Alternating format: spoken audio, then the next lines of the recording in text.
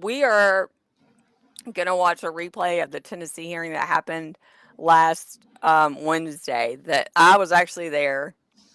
This And, Wednesday. yeah, this past Wednesday. A couple days ago. Yeah, I'm still recuperating from it, but I was there. Hold on, I'm just going to message Kelly and tell her we're live. Yeah, it was really cool. I mean, there was a lot of people, advocates there, and not everybody got to talk because there was so many people, but it's an interesting hearing. And there will be hearings coming up on Monday. Mm-hmm. What's Monday's date? 9th, March the 9th at noon. Yep, there'll be a Senate hearing coming up on March the 9th on Monday. And then another House hearing on Wednesday, March 11th at noon. Mm-hmm. Same So place. If you're a Tennessee resident, show up. Even if Yeah. you don't get to speak, show up. Put warm bodies in those seats. It matters. And if you have any questions, hit me up. Yep. Mm-hmm. Yeah, but it does matter. The more advocates there, the better. Okay, I'm going to hit play. I'll take us off screen. Okay. There are no amendments. No. All right. You are recognized. Thank you, Mr. Chairman and members of the committee.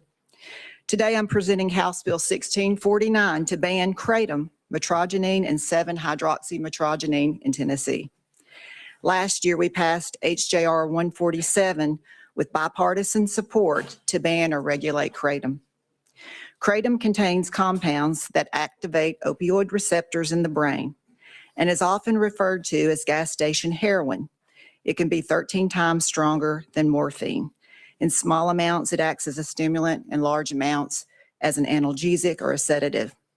The tragic consequences of the unregulated sale of this substance are demonstrated by the untimely death of Matthew Davenport, who died on March 18, 2024, from a lethal interaction between his doctor-prescribed medications and natural kratom, metrogenine. This bill addresses the growing public health and safety concerns surrounding kratom, often marketed as a natural supplement, but natural does not mean safe. The Food and Drug Administration maintains firm stance against the use of kratom, natural and synthetic, stating it is not safe and has no approved medical use and carries significant risk. The Center for Disease Control states that kratom is an emerging public health threat for potential overdoses, addiction, and contamination. Often it has lead and salmonella. The Drug Enforcement Agency lists kratom as a drug and chemical of concern with potential of abuse and safety risks.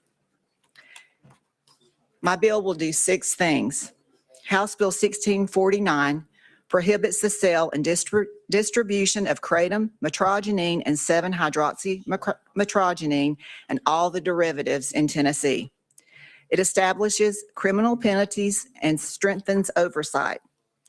It strengthens death investigations by requiring a county medical examiner to test for the presence of kratom during an autopsy when the suspected death is of a drug overdose. This ensures more accurate overdose data and better tracking of kratom-related fatalities. It expands toxicology testing in medical settings, requiring physicians who order toxicology testing for suspected drug overdoses or suspected neonatal abstinence syndrome to include testing for the presence of kratom. This ensures kratom exposure is identified in overdose cases and in newborns experiencing withdrawal symptoms. It updates workplace drug policy, requiring the Tennessee Department of Labor and Workforce Development to promulgate a rule adding kratom to the definition of a drug. This allows kratom to be included in workplace drug-free policies and testing programs. And it designates this act as Matthew Davenport's law, effective date July 1st, 2026. And with that, I stand for questions. Thank you very much for your explanation. We have a very extensive list of individuals who would like to testify today. So what I am going to do is we are going to jump around when we get into testimony here to try to give as much fair and equal amount of time that we can for those that have traveled here to speak on this issue today. So members, we are going to go out of session. And the first individuals that I'm going to call forward is going to be Thomas Farmer and Mark Delaney. They're outside the room. They're making their way in. And Stephen Crump, if he would like to come forward at this time.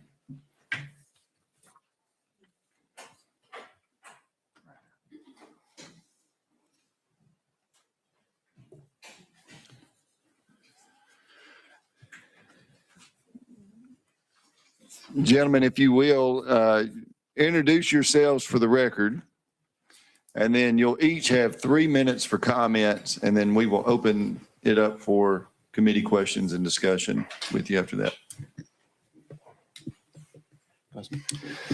Good morning, Mr. Chairman and committee. My name is Stephen Crump. I am the Executive Director of the Tennessee District Attorneys General Conference. Good morning. My name is Mark Delaney. I am the Special Agent in charge for the Tennessee Bureau of Investigation, Tennessee Dangerous Drugs Task Force. Good morning. Tommy Farmer, Tennessee Bureau of Investigation, Dangerous Drugs Task Force as well. Thank you. I'll start. Thank you, Mr. Chairman, committee. Thank you very much for the opportunity to provide information on this bill, Senate Bill 1656, House Bill 1649, known as the Matthew Davenport Law. I am familiar with the situation and the case, as well as Ms. Davenport as well. And it pains us that the situation occurred. This legislation would be important to address the growing public health and safety threats posed by kratom, which is a psychoactive substance currently being sold openly in gas stations and convenience stores, vape shops across the state of Tennessee, under the false and dangerous perception that this is a safe and harmless, non-addictive drug, which could be the farthest from the truth.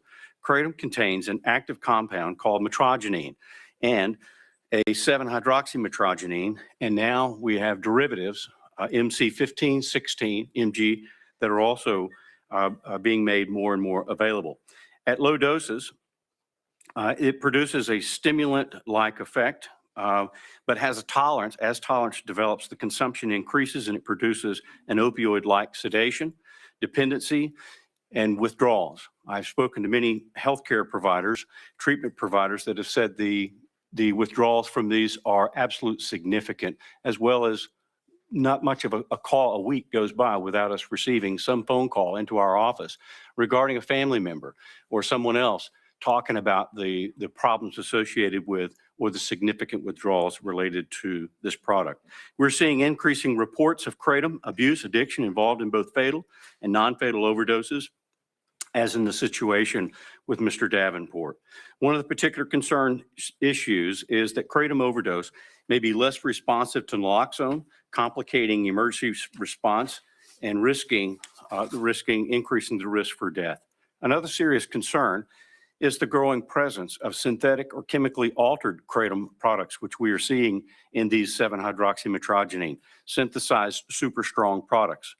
These substances are often more potent, dangerous, and currently even accredited forensic laboratories such as ours and the Drug Enforcement Administration cannot distinguish between natural kratom and synthetic or modified analogs to the standards required for prosecution or to a confirmatory level.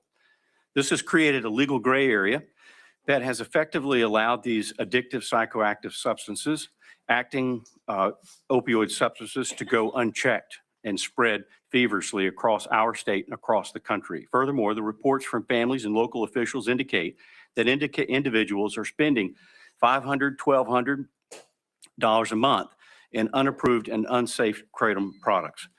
Kratom is not FDA approved. It has no medical approved use. Mr. Farmer, I'm sorry, our 3 minutes have have Got it. surpassed. Thank you So very much. maybe somebody will have questions for you on that. I'm going to turn you over to the next one. You'll have 3 minutes. And I apologize, folks, but we got a lot on the list, so we got to stick to this 3-minute time limit today. Thank you, Mr. Chairman.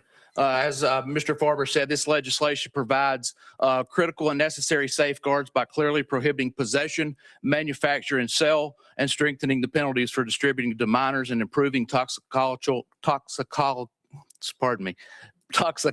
surveillance in overdose deaths. We have learned from past drug crises that early action is essential. Allowing an unregulated addictive opioid active substance to continue expanding unchecked poses a clear threat to public health and safety. Matthew Davenport's law provides the clarity necessary to protect Tennesseans, support law enforcement, and prevent further harm.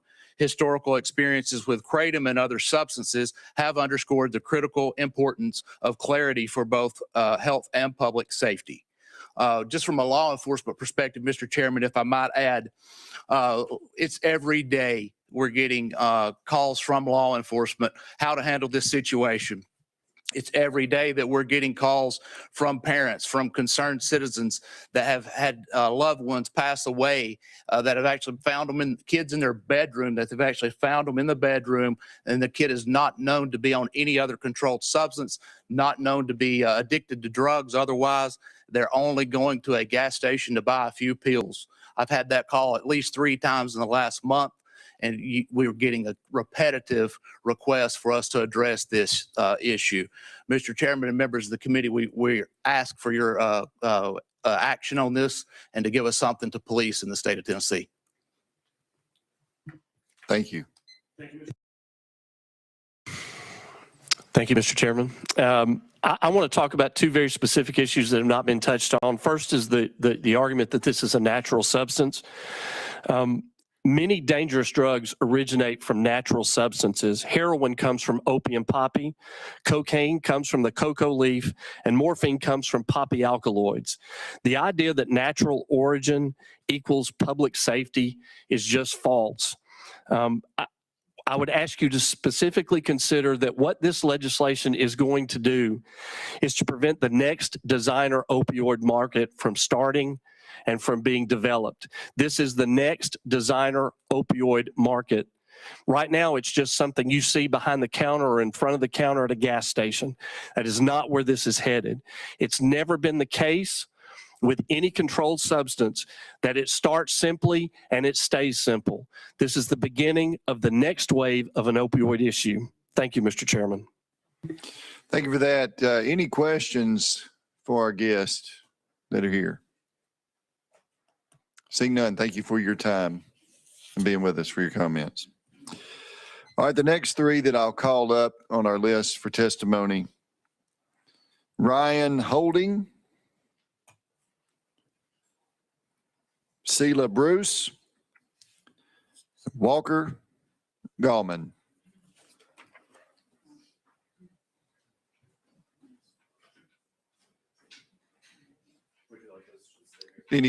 One of those 3 seats.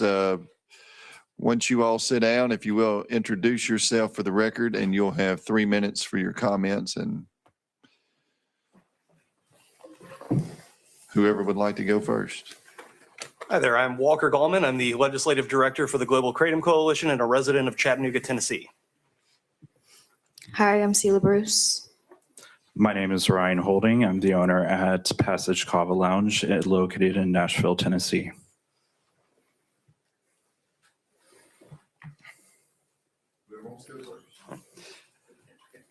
Thank you. The Global Kratom Coalition is an organization who supports access to safe and regulated natural leaf kratom products. Today, I'm here to testify in opposition to HB 1649, which would ban all kratom products in Tennessee, whether natural or not.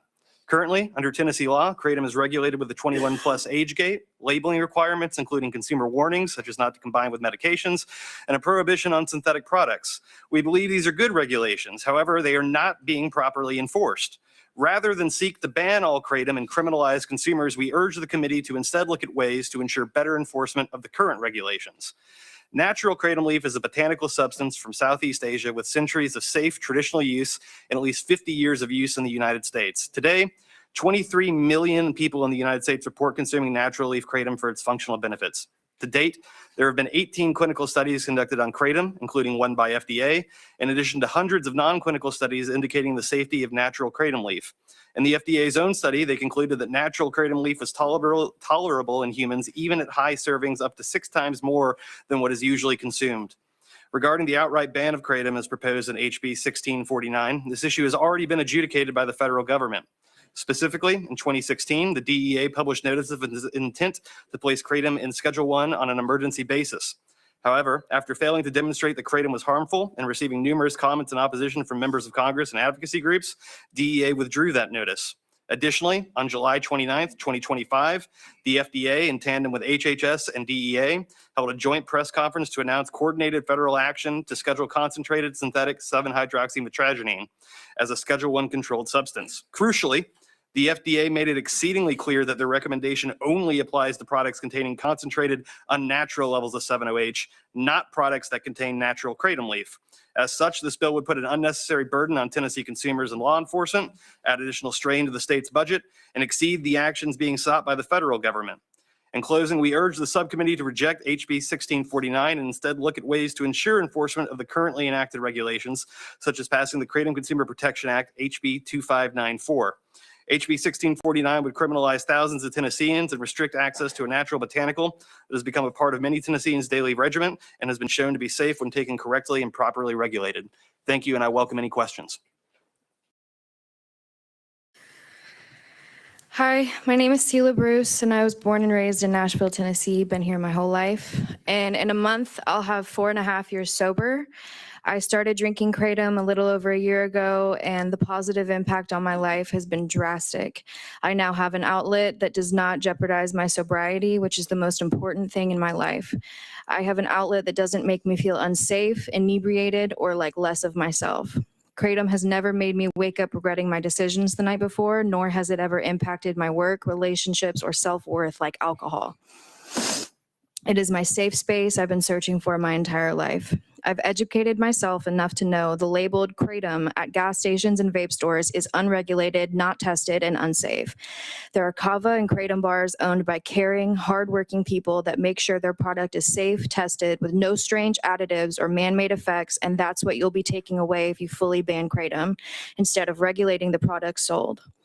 By fully banning kratom, yes, you're punishing the people doing the wrong thing, but you're also punishing the people trying to do the right thing and keep kratom safe for consumption. I urge you to please regulate, not prohibit, this selling and the use of kratom as a whole. Thank you. Thank you. Once again, my name is Ryan Holding, and I am the owner at Passage Kava Lounge located in Nashville. Let me just say this plainly. I know we're slow on time. The problem is not that kratom exists. The problem is the unregulated kratom. If you only see it in smoke shops with the shots, gummies, mystery bottles, I understand why you may be concerned. But that's like judging the food safety by the worst part of the gas station aisle.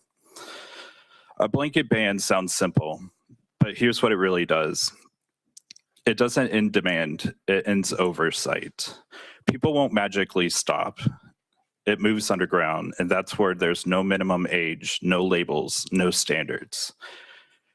And the products most likely that will remain are the altered and the unsafe ones, because those are the easiest to traffic and the hardest to trace.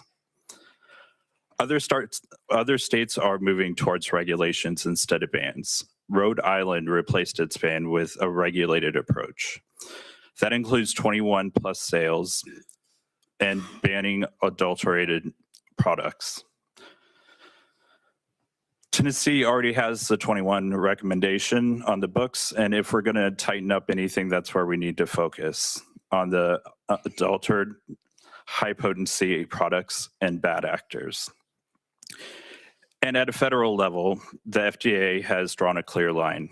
It's targeting the 7-OH products and has said that it focuses only on that and not the natural leaf products. So Tennessee should focus on the high-risk segment, not a blanket ban. My business is a responsible alternative. We are a Victorian library-themed non-alcoholic kava bar. We serve adults only. We check IDs. We make the drinks in-house, and we maintain batch paperwork and lab results so that we know what we serve is not a mystery product. I built Passage to be a safe place for people to socialize and connect in a time when so many feel isolated. Our guests and supporters are the kind of people that you expect in any responsible community space. Veterans, first responders, healthcare professionals, small business owners, and other hardworking adults who value an alcohol-free environment. History gives us a warning. We saw this with alcohol. Prohibition tends to make products more dangerous because it pushes supply into legal channels where things are changed and made unsafe. So here's the better path. Don't ban it, regulate and enforce it. Require truthful labels, enforce warnings, and crack down on high potency products and bad actors. Regulation keeps accountability. Right. And Our time is up. Thank you for that. Any questions for Representative Salinas? Yes, my question is for the person on the end. Sorry, what was your name? Mr. Holding. You referenced some of the regulations that Rhode Island had in place. Can you speak to those and what those are? Yes, absolutely. And so when the representative was speaking earlier, they spoke a lot about the 70H. 70H is synthetic and lab made. We are not, we don't want that. We want this to be regulated. This is what we've been pushing for the whole time, because this is the stuff that is high potency, and that's where people think, that's where it gets the bad name from. And so we want to make sure that what people are getting when they get kratom is actually lab tested and safe. If we take this off the table and we ban kratom, we're no longer getting access to the safe stuff, because safe, reliable people are not selling it to Tennessee people. So is the 70H completely banned in other states? So it is in some, yes. And the FDA last year, I believe it was, they recently made a report saying that that's what they want to focus on and not kratom as a whole. Okay, and then are there any amount regulations for 70H in places where it is legal? Not typically, no. Okay. So in Florida, it actually has over almost 300 kava bars. Kratom is in probably about 95% of that. Florida has looked at it and they did not have a ban on full kratom, although they do have regulations on 70H, which is what we think should happen. And so with no regulations on the non-70H strains? Yeah, and so when I say non-70H or non-lab grown, what I'm talking about is we actually receive it as the powder from the actual plant itself.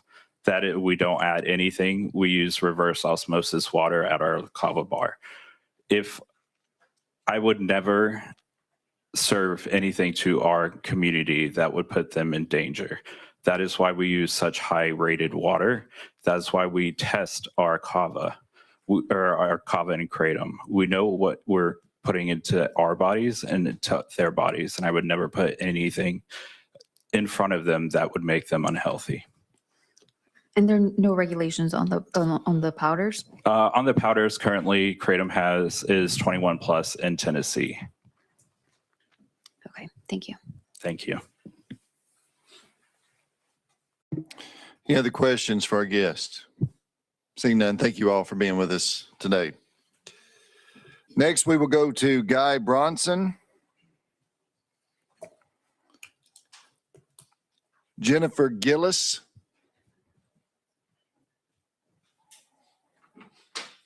Chris French.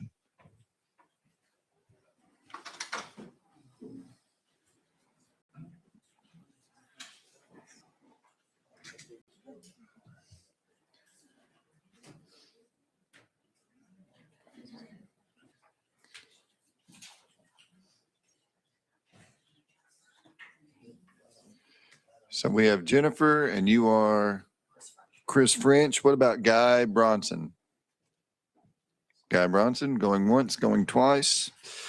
Warren Holding.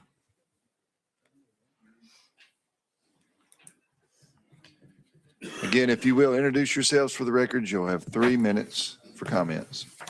I'm Jennifer Gillis. Chris French. Warren Holding. Would you like to start, Jennifer? Sure. My name is Jennifer Gillis, and I'm here in opposition of House Bill 1649. 20 years ago, I was diagnosed with transverse myelitis and became a lifelong chronic pain patient. For 6 years, however, I've been able to use whole leaf kratom to manage my chronic pain. It's allowed me to get out of bed, run errands, attend school functions, and be here in front of you today. I am not a criminal, but this bill would make me a criminal, and so many others in Tennessee that are just wanting a better quality of life. I understand their concerns around FDA approval. However, lack of FDA approval doesn't automatically mean something should be criminalized. Many dietary supplements and herbal products are not FDA approved, yet we regulate them instead of banning them.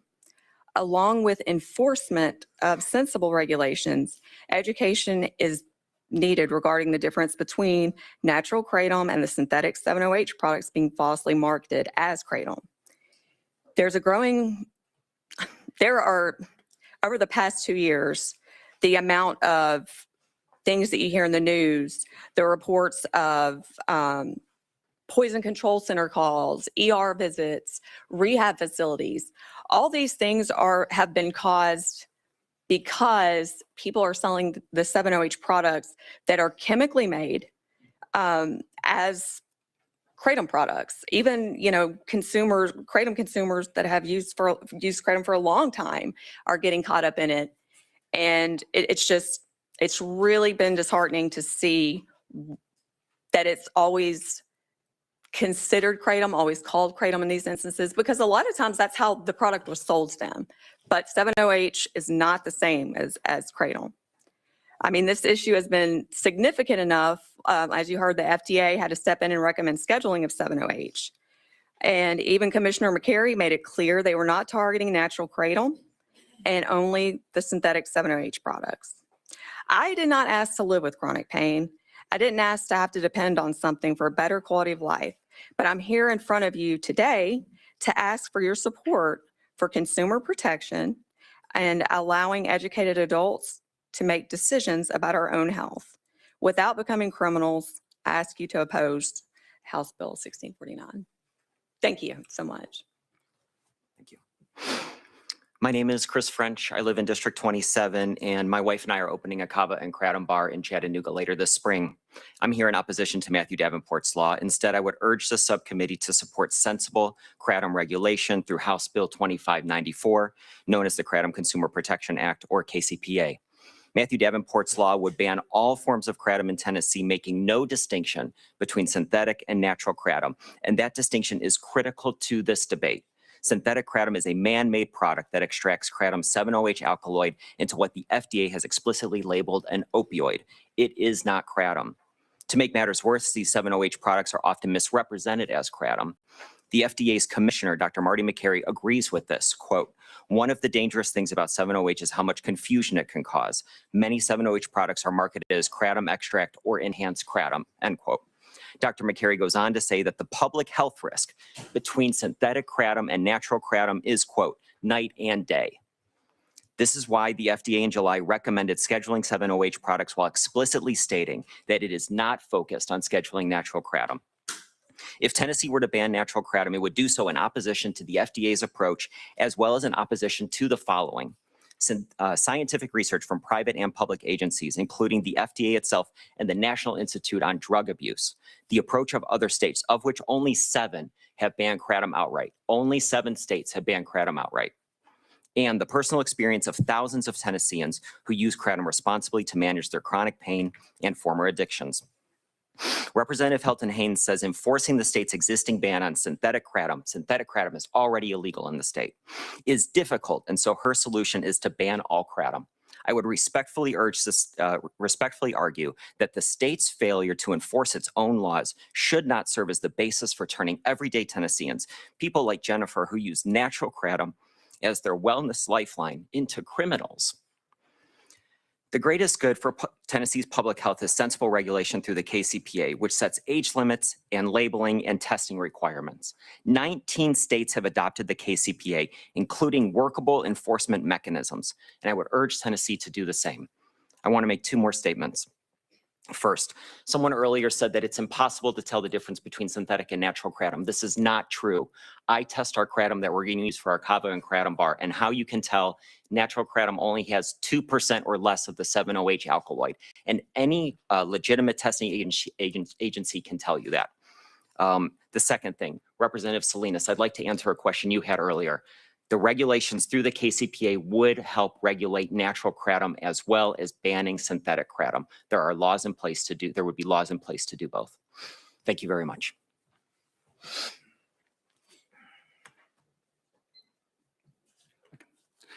Chair and members of the subcommittee, thank you for the opportunity to speak in my personal capacity unrelated to my employer. I am Warren Holding, a US citizen and Tennessee resident. I'm here in respectful opposition to House Bill 1649. I want to be very clear. I support biological, natural kratom leaf. I do not support synthetic or chemically altered kratom products. If there's a true public safety concern, these synthetic, highly potent products are what should be regulated, with clear standards and enforcement.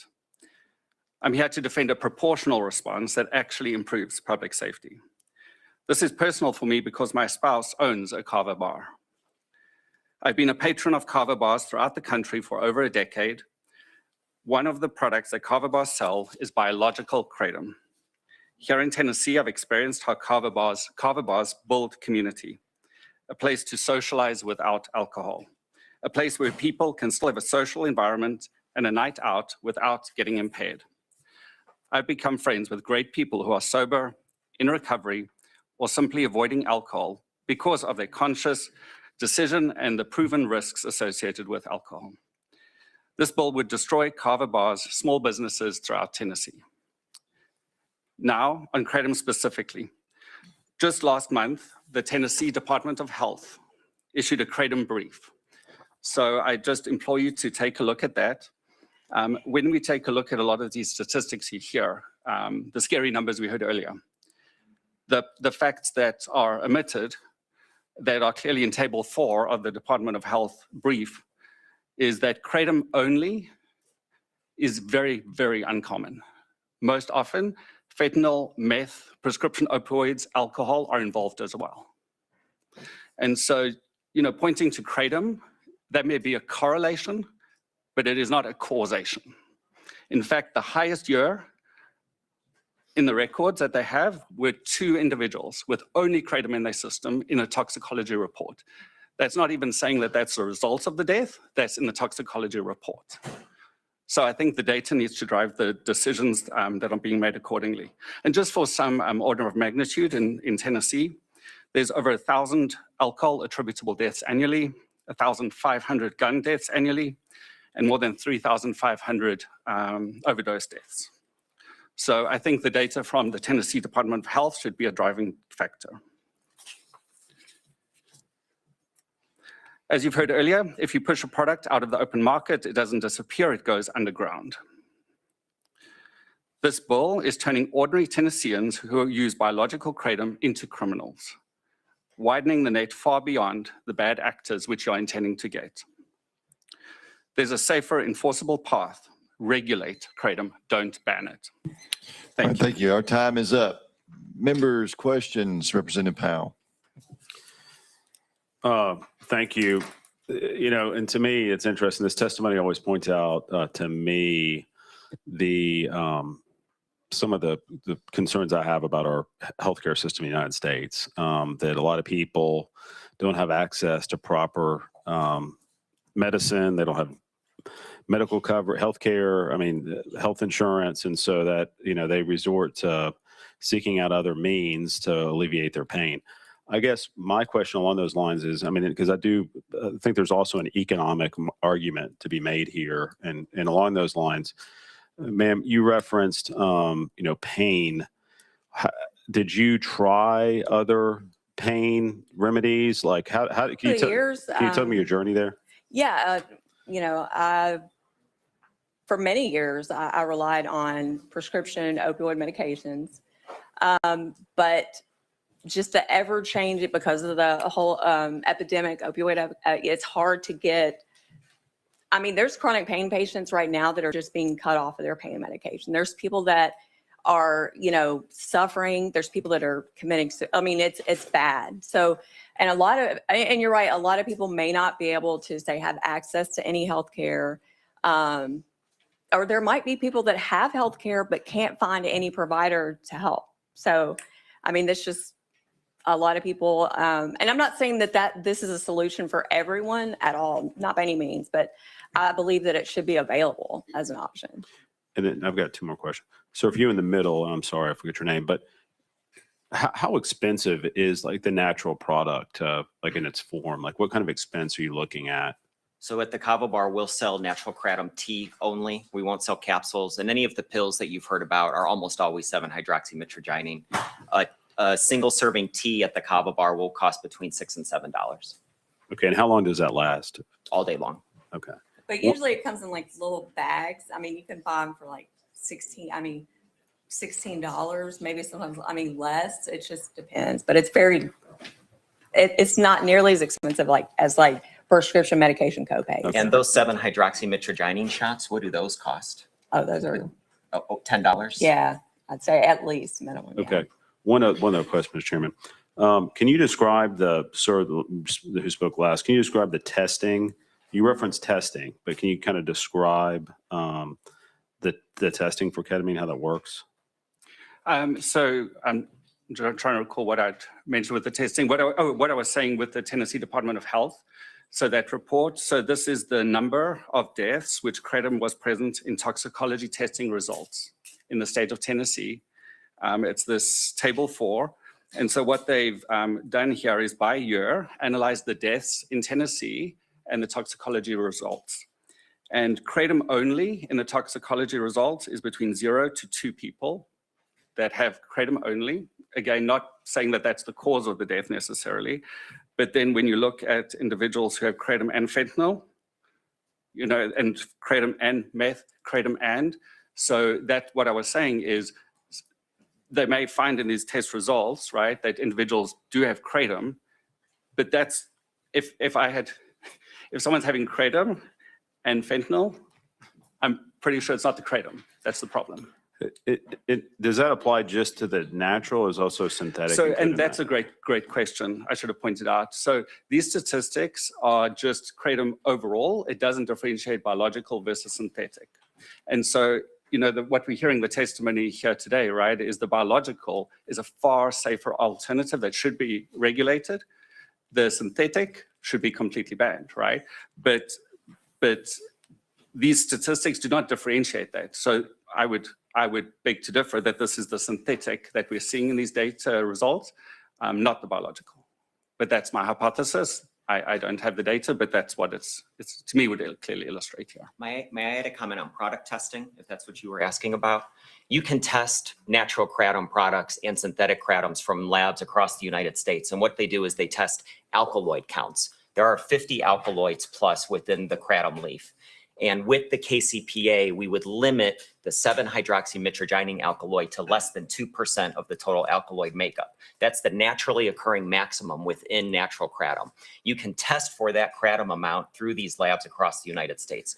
There is simply no reason that we can't enforce a ban on synthetic kratom through testing while keeping natural kratom legal. The testing mechanisms are there to test for it. Can I ask one last question? Very briefly, if you don't mind. Quick question. One quick question is, and I guess I should know this. Can you grow your own crack? Can you grow this yourself? Like, how do you even get access to this? If you lived in an environment, where you could, grow a tree, like a kratom tree, because it's literally just a leaf plucked from a tree, and So but where's it if coming you lived from? in, say, I know Florida, there's a place that is doing research and growing kratom trees, but Where's I it mean, coming from? So typically it's in Asia is where it grows naturally because it is subtropical climates. Memphis gets pretty hot. I could see it surviving in where I'm from. Yeah. All right, thank you. Members, before we go to our next, don't, hold up, y'all, hold up. There's other questions. But I've got some guests here, some great friends of mine. I'm not going to out them by name, but they're on the back wall there with the Tennessee Highway Patrol. So thank you for coming and being with us today.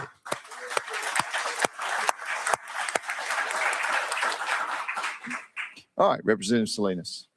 Thank you. I got scared for a second. I was like, wait. My questions for the person in the purple. Remind me of your name again. French. Mr. French. You kind of hit upon this a little bit regarding the testing in 7-OH being present at 2% in the natural product. What tests are done? Is it mass spec, UPLC? What do you know? I'm so sorry. I don't know. Okay. These are certified labs that test these products. Okay, and is the 2% based on weight or parts per million? How is that? It's the percentage of the total alkaloid makeup. So if there are 50 plus alkaloids within the kratom leaf, 2% of that total makeup or less is 7-OH. Okay. And then do you know what the half-life of 7-OH is? Oh gosh, I don't. Okay. I'm so sorry. I have a background in pharmaceuticals. That's why. Okay. And I didn't have time to do all of the research on this. Okay, and then I guess my last questions for the person on the end.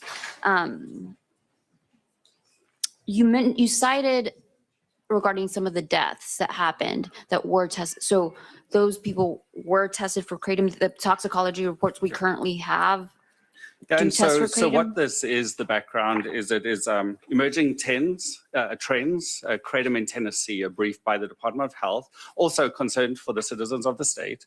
And so it's sort of, I think it's a really good read that kind of end to end is a balanced look using the data in the state, what the risks are and what that is. And so what they did was analyzed all overdose deaths in the state that are unexplained.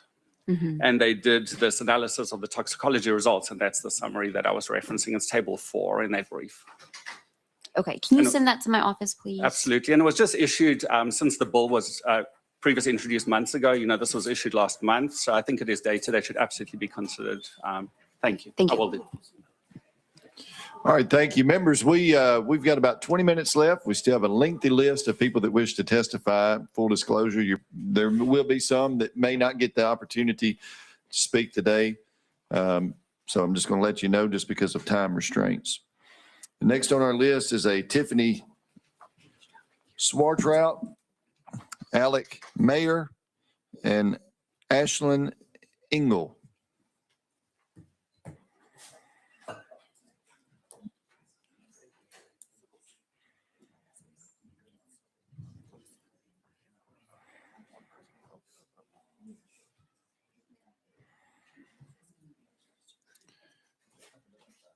And what is your name?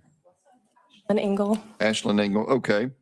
Alec Mayer or Tiffany Swartrout? No. Chris Blackburn. Cody Pride.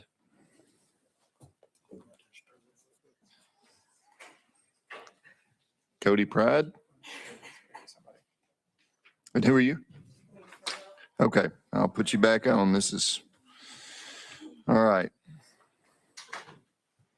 If you will introduce yourself for the record, you'll have 3 minutes for your comments, and then we'll open it up for questions. I'm Ashlyn Engel. I'm Chris Blackburn. I'm Tiffany Swartout. Okay.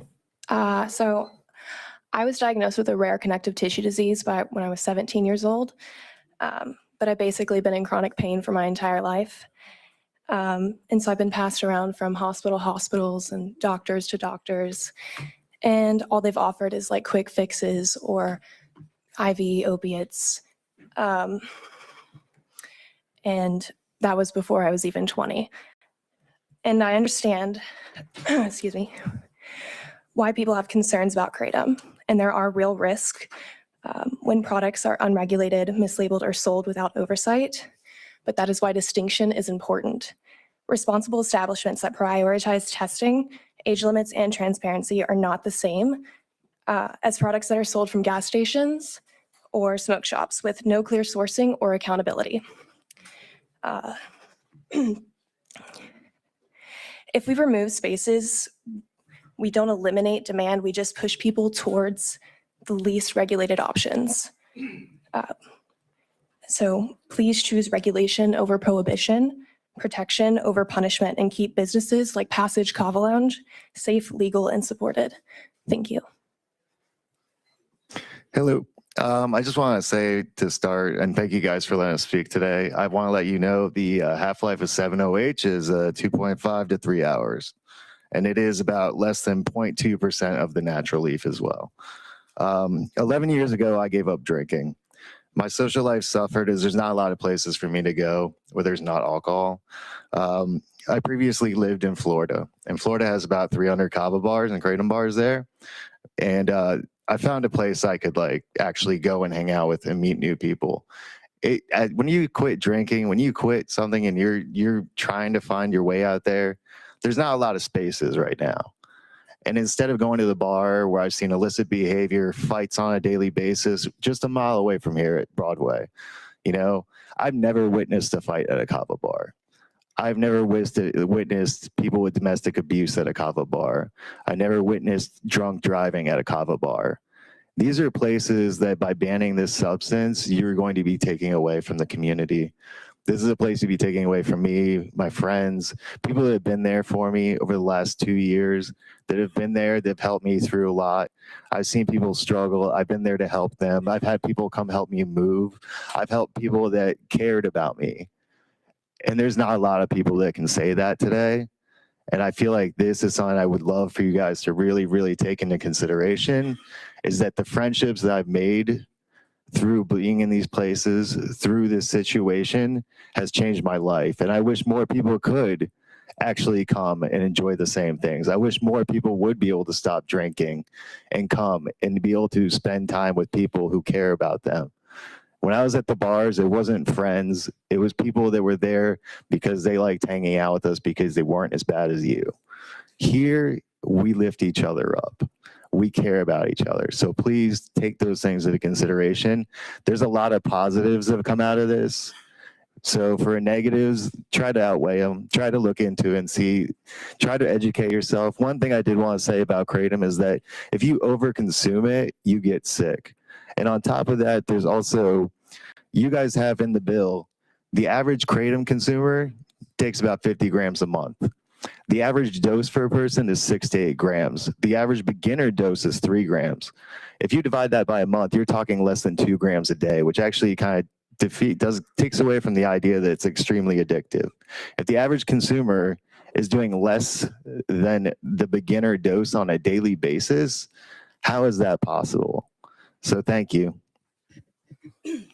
Thank you for giving me the opportunity to speak. I'm a mother to 3 small kids, 6 and under, and a local business owner in Clarksville, Tennessee. In 2001, I broke my back working in a nursing home, and that is when my chronic pain started. In 2014, I started experiencing autoimmune disorder symptoms, which includes chronic widespread pain. And in 2017, I got in a severe wreck injuring both my knees. I need 2 full knee replacements, and I have tried every possible option that is over the counter, as well as various prescriptions to treat my pain. I was on opiates for 2.5 years through pain management. Seeing what addiction has done to family members of mine, I did not like being on narcotic pain medication and started searching for natural alternatives. In 2015, I found kratom. I tried it, and it was the first thing that truly helped my pain that wasn't an opiate. It gave me hope that I would be able to live a normal life without being on pain management. Unfortunately, due to various injuries that I experienced and my autoimmune disorder, my pain will never go away. Sorry.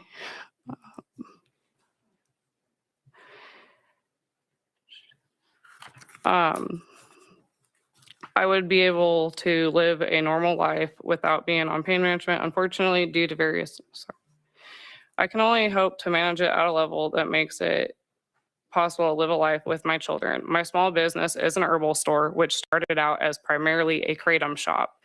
Through my business, I have met so many people who also choose to look for natural alternatives for pain and various ailments, many which use kratom. These customers are not drug addicts, but prison guards, police officers, city council members, lawyers, blue-collar workers who contribute to our society.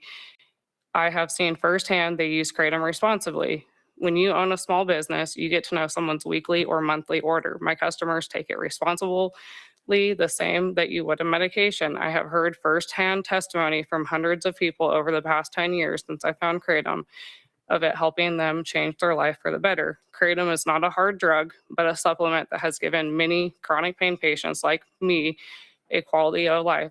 Banning this would not only be devastating for treating my pain, but it also would effectively close my business. I urge you to pass the Kratom Consumer Protection Act and not an all-out kratom ban. Thank you. Thank you very much. We appreciate you being here with us. We're going to call up our next guest to keep in with time here. Dr. Nicholas Conley, Dr. Matthew Bruin, and Ms. Karen Davenport.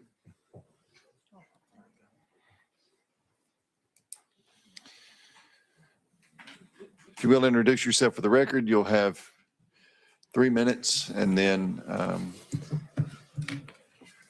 we're probably going to finish with testimony and go right back to session and on the bill. So go ahead. Fantastic. It's a pleasure to be here today, ladies and gentlemen of the committee and everyone that's joined behind me. My name is Dr. Matthew Bruin. I'm a PhD. I also am the CEO of Apex Recovery, a prominent drug, alcohol, and mental health rehabilitation facility that offers inpatient and outpatient services to all the fine men and women across Tennessee. And we have been doing so in this state for 5 years. I wanted to just make a couple of comments in my brief 3 minutes in response to some of the things I've been hearing here. First of all, there seems to be a lot of discussion around this idea that kratom powder and kratom leaf is somehow non-nefarious to 7-OH. I want to be very clear with everyone as an addiction specialist. Just because my light beer has 3 to 5% alcohol does not mean I can't consume 36 beers in a day. In fact, I had a gentleman in my outpatient treatment when I first came to Tennessee that lost his marriage, lost his children because he was consuming major cups and bags of kratom daily. I saw pictures of them. It was a very serious addiction. I'm in a unique position to be here today because I am a proud Tennessean. You guys have adopted me into your state. I've been here for 5 years. I hail from Colorado originally. I also came by California for 24 years. I have watched how those states changed with the adoption of legalized substances that once used to be banned. I want to remind everyone here that when THC first came out and was used in the 1970s, the content of THC, which is the primary psychoactive ingredient in cannabis, was between 3 and 5%. There are now substances out there that are at 80 and 85%. We are seeing a similar trajectory with kratom. I also would like to add that I am very familiar with kava bars. In California, they've been around for decades. I'd like to remind everyone here that the name of kava bars is not kratom bars. It is a kava bar. We're not here to discuss kava, which has a very low addictive rate. We're here to discuss kratom, which is increasingly creating deaths and necessary treatment in our industry across the state of Tennessee. I want to finally add that I have 3 teenage daughters, 2 of whom are in college, 1 who's a senior. I asked all 3 of them yesterday if they knew what kratom was. Each of them were able to describe the bottles that are in their local gas stations. Each of them knew individuals within their high school class who had taken kratom and who had problems. I'd like to ask every single individual up here and behind me, would you like your child to ingest kratom knowing what you know today? Thank you very much. Good morning, Dr. Conley. board certified in family practice and addiction medicine. I also hold a designation of fellow for the American Society of Addiction Medicine and American Academy of Family Practice. In my current role, I am medical director at Apex Recovery. I've also founded multiple addiction clinics in Davidson County and Williamson County. Kratom, as we've heard some discussion here today, is a plant primarily grown in Southeast Asia, where the countries where it is endogenous, it is either highly regulated or banned outright. The metabolite that we keep talking about, mertagenine, is part of that plant, but no different than how cocaine is part of the coca plant, how opium is part of the poppy plant, etc. Just because something has a natural moniker to it does not mean it is indeed completely safe or completely benign. I won't go through and rehash what all we've heard here today, but I did want to give a little bit of personal testimony on what we are seeing at Apex Recovery. In 2024, we had 2 patients with a primary kratom use issue going on. In 2025, we were hitting a similar trajectory up until the final months, at which we were hitting about 1 to 3 per month. And currently 1/6 of our Columbia location is kratom primary. This is on the rise and at an exorbitant rate. Kratom has very unique intracellular properties. Won't get into a big biochem lecture here, but the way it interacts with the opioid receptors and dopamine receptors give it both stimulant and opioid response. And I'm making like a combination of an Oxycontin and a cocaine at the same time. This also creates a very distinct withdrawal pattern that can be very difficult to manage. We have created a bespoke withdrawal management protocol to handle this and to help folks to be able to get past and get through this withdrawal that's happening here. Some of the medications we have to use for this are commonly prescribed in Parkinson's. That's the level of dopaminergic activity that this produces in the human body. In addition, the type, quote unquote, of people that we're seeing is different. And I do want to say fully, you can't pick a quote unquote addict out of a room of folks, more so than you can a diabetic or a hypertensive. This is a disease that these folks all across, but with kratom specifically, we're seeing a very unique patient set in that we started using 2 or 3 months ago. We've not used anything previously. And so I would like to share with you some reports from folks who are literally in our recovery center right now that I talked to them about yesterday. One, I didn't know this was a problem. I thought this was natural. How do they sell this at gas stations when it's giving me all these problems? And why isn't this banned? Again and again, we're seeing folks who are gainfully employed. We're seeing folks with advanced degrees that are starting use of this, unaware of the consequences, and then unable to stop, not just because of desire to return to use, but due to the withdrawal profile that's happening there. In addition, at Apex, with our business development and admissions department, following up after folks have left our service, we have to date not had a single, sorry. All right, thank you. Madam? Dear honorable members, my name is Karen Davenport. I'm a wife and a nurse practitioner at Memorial Hospital. I'm also a grieving mother who once gave birth to 3 children. But on March 18th of 2024, my husband and I received the call that every parent's worst nightmare. My son Matthew, one of our twins, died suddenly in his sleep. The cause of death was a lethal interaction of doctor-prescribed medications and an unregulated substance sold over the counter, natural leaf kratom. Until that fateful day, I'd never heard of kratom, even though I worked in the medical field. Matthew was a sweet, kind, and thoughtful young man who struggled with anxiety for much of his life. And tragically, his life was cut short when kratom purchased his casualties breath mints at a nearby convenience store, played a fateful role in his death. Since March 18th, I've struggled through birthdays, holidays, and everyday life without Matthew. My family's been robbed of our joy, and we will never see him light up a room with his quiet humor again. And his twin sister, who once shared every milestone with him, will forever feel an absence, like a missing piece of her own soul. Matthew's toxicology report confirmed that it was pure leaf natural kratom. He believed the lie that natural was safe. Mayo Clinic as well as Cleveland Clinic have identified kratom has no medical use nor health benefit. In fact, Cleveland Clinic reported babies born to mothers who have taken kratom are now being treated with the same neonatal abstinence syndrome protocols as the mothers that have used fentanyl, Oxycontin, and heroin. U.S. Customs agents detain kratom at the border without physical inspection, but most of this drug enters the country illegally. camouflage as potpourri or paint tint. Importing kratom into the United States can lead to significant penalties, including criminal charges and fines up to $250,000 and imprisonment, particularly for commercial qualities and mislabeled shipments. It's a great paradox that it escapes the checkpoints at every corner, but at every corner market, it's legitimate. And why is it being smuggled into the country? The military realizes that it causes impairment, and it's made illegal for military personnel to use. Please consider acting on this kratom ban so that our family members and constituents will not continue to be harmed by this unregulated, illegal, and potentially lethal drug.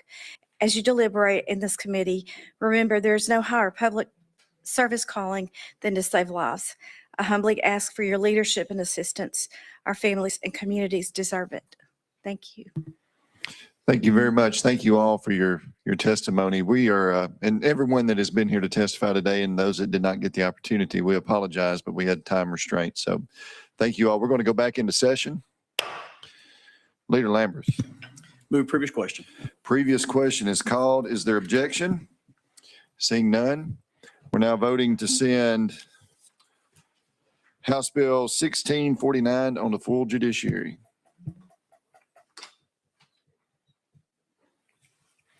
So everyone voted. Does anyone wish to change their vote? Madam Clerk, please take the vote. Mr. Chairman, you have 8 ayes, 0 noes, and 1 present not voting. The ayes prevail. House Bill 1649 moves on to full judiciary. Thank you, Mr. Chairman and committee. All remaining bills that are on the calendar that it was not considered today will be rolled to next week's calendar. We are adjourned. Boo! Boo! You did amazing. Hey, I did. I did. Seeing it, like, when I interrupted, I'm like, oh my God, I interrupted. But I did stop myself, so. Well, you know, this is why I love watching these hearings or recording these hearings. Yeah. We always play the, you know, even though we're in a bunch of hearings behind the scenes, we don't always play the Zoom hearings.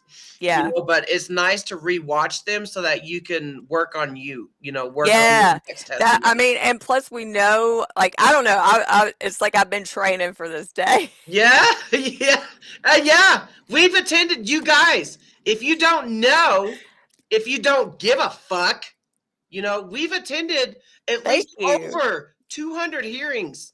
Yeah. Behind the scenes. And I mean, I was like nervous as hell being in real life. But I mean, as soon as I sat down, I was like, dude, I'm like, there's a microphone right here and stuff. I was like, I got this. You did. Yeah, but I did pretty good. And I know there was a couple other people you could tell they were nervous. And so I felt bad for them. But dude, they all did good. Like, so what if they're nervous? Like, we freaking rocked in Tennessee. Y'all did. And Kelly, I know you didn't get to testify, but baby, your day is coming. You about to rock it out too. It's coming. It's coming. So if you guys don't know, I am going to next Wednesday's hearing. The March 11th hearing. The March 9th hearing, the Senate hearing is still up in the air for me right now. So I don't know. Sorry, someone's calling me. So I don't know if I'm going to attend that one yet, but I will be at the March 11th hearing on Wednesday. I'm sorry, I gotta say it. I gotta say it. The big dogs is coming. Yeah. I am from Tennessee. I was born and bred there. That's where I got Tennessee pride coursing in my veins. That one dude talking about I'm a proud Tennessean. Bitch, you only lived in Tennessee 5 years. Get out of here. And he talking about living from Colorado or whatever. Well, Yeah. We about to do the opposite, buddy. I hope you're there next Wednesday. I was like, dude, try 45 years, bro. Go on somewhere. Proud Tennessee. But yeah, that whole, like, the whole last 3 people, complete and utter bullshit, dude. And it was all, you can tell they're talking about 708. Yeah, for sure. And so I'm glad that, like, everybody that testified ran it home what the issues are. We're all on the same page. Yep. Like, I don't know how else anybody could have described it. So if you guys can, I just posted a video on TikTok I hate asking for donations videos, but you know, I always share them. I always share the donations with the people that will be there. You Yeah, know, we're so trying to get as many people as we possibly can next week in Tennessee. If you can come, come. You know, if we can help people out yeah, with donations. You know, if you, I mean, need food for the day or something, you know, or yeah. anything, just, you know. Because even if we don't get to speak, you know, the fact of the matter is we're going to put warm bodies in those seats. I always stress how important that is. Even if you don't speak, you're there. Yeah. You Yeah. are there in person, warm body in that seat or standing. I don't care. I want that room packed with people. Yeah. Oh, it was like there were. I mean, it wasn't all for kratom advocates, but I mean, there was a lot of people that was outside of that room that, you know, there was no seats. Yeah. So I mean, you know, if we could do that, even maybe say double time, I would be okay. I'll cry then. Yeah. I'll cry because I'll be so proud. So my Cash App is Miss Tease 42, MISTEAZ 42. Some of y'all have donated to me before, you know, where I asked for donations for like DC and all that stuff. So my name should already be in your Cash Apps. Stop. Dude, Kitty, calm down, sister.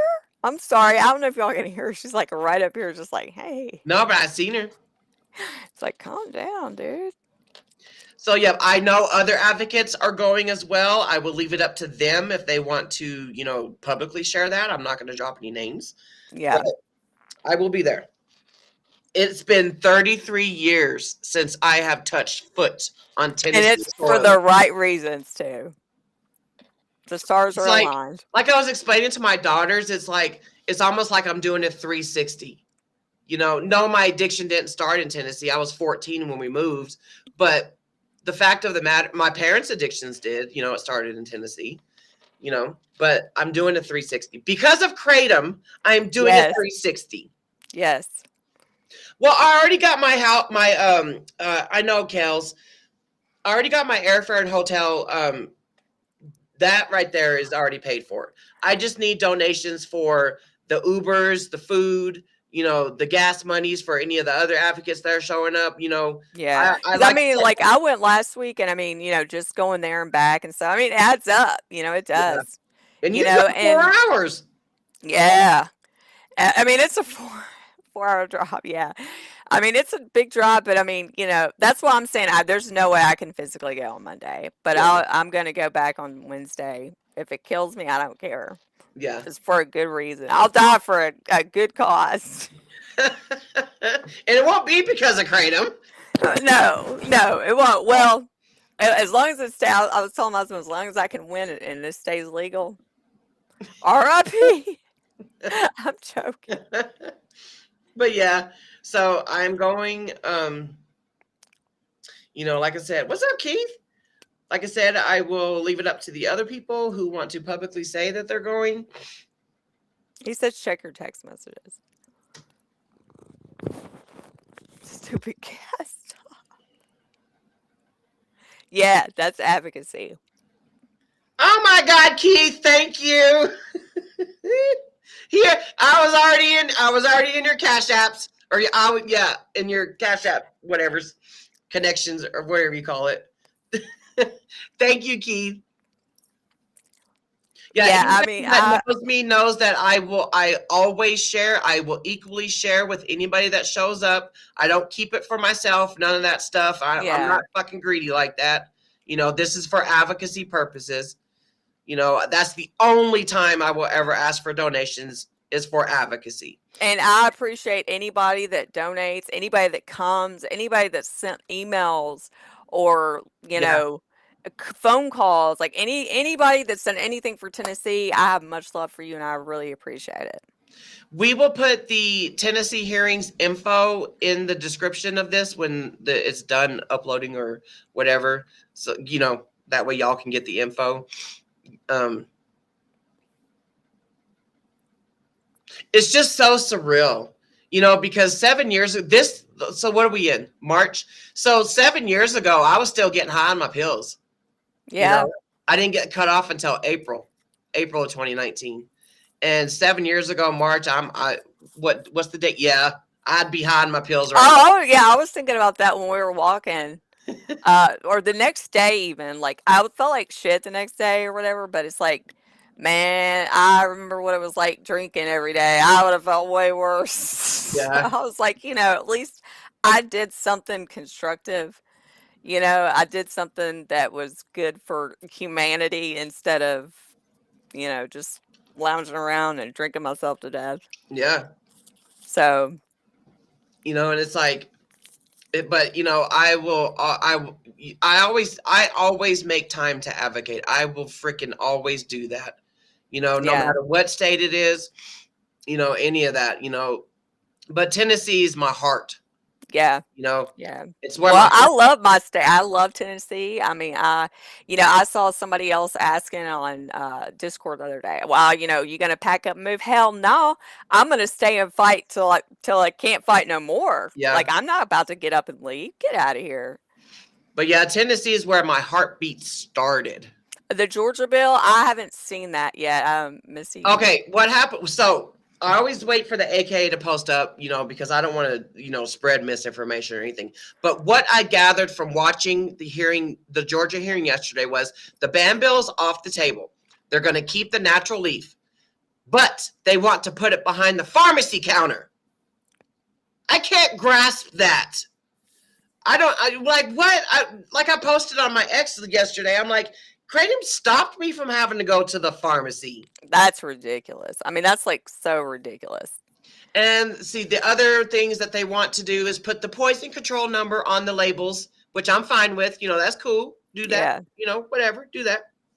And then they're going to ban 7-OH and any of the derivatives. Okay. So that's what I gathered from the Georgia hearing yesterday. This passed this was the Criminal Justice Subcommittee, and it passed the subcommittee and is going to the House Judiciary Committee on Wednesday. However, there's a Senate Judiciary hearing on Monday, March the 9th. So it's at noon on both days. So yeah, if you could show up to both, show up to both. I might show up for the Monday hearing. I don't know yet. It's not, for me, it's not set in stone. I don't know yet. I just realized it's 2:33 and I have to go get my son. I'm over here just chilling. Yeah. But anyway, all right, we're going to end the live, but thank y'all everybody for coming. And hell yeah, Tracy, say bye to get it off the shelves. Get it off the shelves and keep Kratom legal. Yep. That's all I gotta go. I feel like just like every time I see it at the gas station, I feel like just doing that thing, just slapping it all off the counter. Get that shit off the shelves. 7-0 gotta go. Freaking hoe. Oh. All right, everybody. I'll see y'all later. Bye.